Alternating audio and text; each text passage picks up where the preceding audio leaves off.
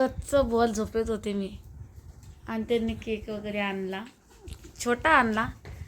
Cake छोटा असो किंवा मोठा, पण त्यांच्या भावना म्हणजे बुवा सुमितच्या, मिस्टरांच्या, आईच्या आणि समर्थांचा आधी धन्यवाद केला, सद्गुरू समर्थ.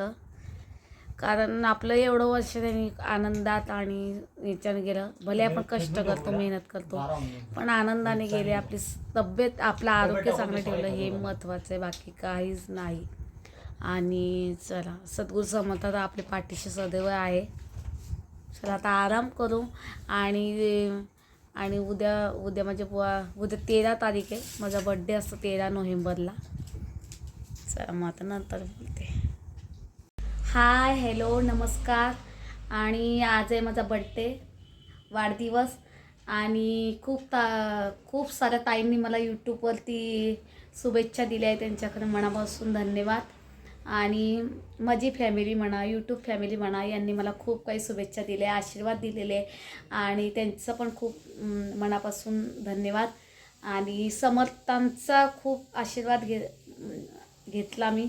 समर्थांना म्हटलं, समर्था मला उपासना वगैरे करायला आता खरंच टाईम मिळत नाही, पण मी नेहमी तुमचं नामस्मरण करत असते. आणि काही चुकलं वगैरे असेल तर क्षमा करा. आणि आरोग्य आमचं चांगलं ठेवा, बस, बाकी आम्हाला काही नको.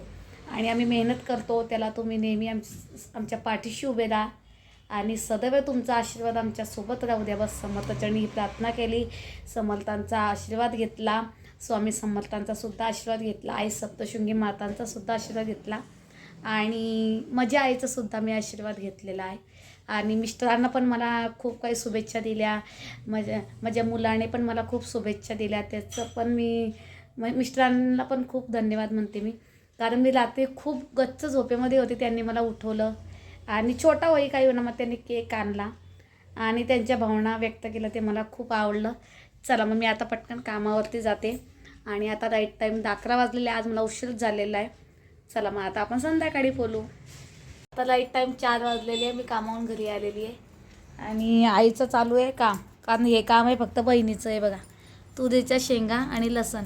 बहिणीला फक्त काम असतं तेव्हाच आमच्या घरी येते, ती इतर वेळेस येत नाही बरं का. मजाकमध्ये म्हणते बरं का. सुमीचा चालू होमवर्क. चला आता आम्ही चहा वगैरे ठेवतो आणि नंतर बोलतो. हाय, आता मिस्टर घरी आलेले आहे आणि आता मी मंदिरात जाणार आहे आणि नंतर मग केक वगैरे आणणार आहे. आणि छोटंसं घरातल्या घरात आम्ही करणार आहे, काही बाहेर वगैरे जाणार नाही. बहिणीला म्हटलं ये, पण तिचे 16 सोमवार चालू आहे, म्हणून मग ते कोणाची इथलं नाही खाताना 4 महिने, म्हणून तिची फॅमिली वगैरे नाही, फक्त आई, मी, सुमित आणि मिस्टर. चला मग. आणि मी छान मस्त पिंक कलरचा ड्रेस घातलेला आहे बघा, साधी सिंपलच तयार झालेली आहे मी. चल मग आता आपण मंदिरात जाऊ आणि नंतर बोलू. आम्ही मंदिरामध्ये गेलो आणि खूप छान मंदिर आहे बरं का. रामापीर महाराजांचं मंदिर आहे आमच्या घराजवळच. दर गुरुवारी इथं खूप गर्दी असते आणि खूप छान वाटलं.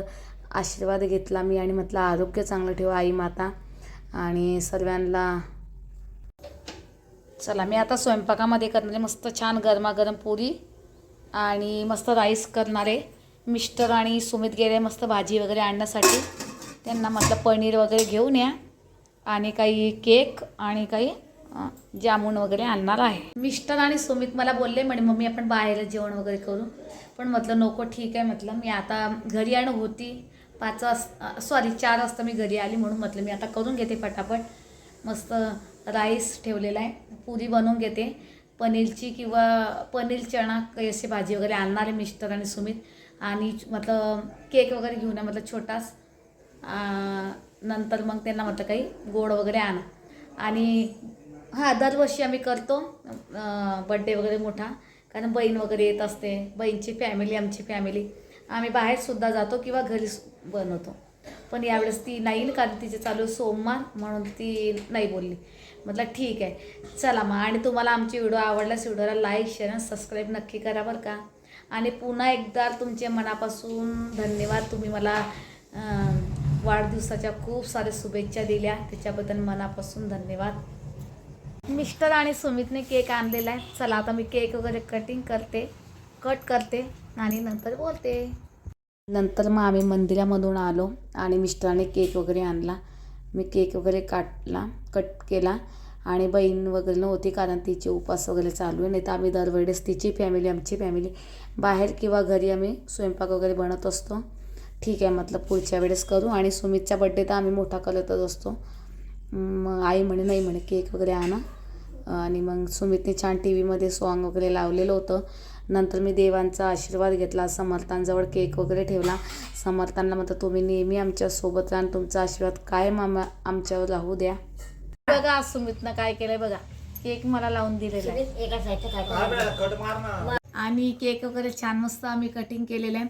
केक वगैरे खाते, फोटो वगैरे नाही पाडले कारण 9 वाजून गेले, उशीर झालेला आहे.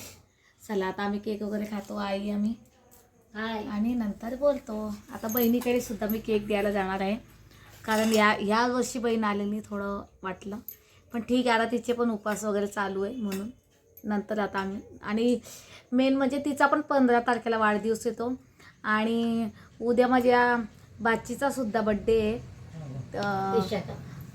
माझा 13, तिचा 14 आणि बहिणीचा 15 आणि तिच्या मुलाचा 22. म्हणजे एका महिन्यामध्ये आमचे 3-4 जणांचे बड्डे वगैरे येत असतात. ते ना बघा आता मला काय म्हणतोय, बड्डे विश करतोय. मी असं म्हणतोय की मम्मी माझी खूपच काळजी घेते आणि माझी नाही, माझी पप्पाची आणि सर्वांची काळजी घेते, आईची पण काळजी घेते. म्हणून स्वामी समर्थ मम्मीचे उदंड आयुष्य करे आणि माझ्याकडून मम्मीला हॅपी खूप म्हणजे हॅपी बर्थडे मम्मी. थँक्यू. वाढदिवसाच्या खूप शुभेच्छा. बघा खूप छान मस्त मिस्टरांनी भाजी वगैरे आणलेली, काय म्हणतात चना मसाला वगैरे पनीर.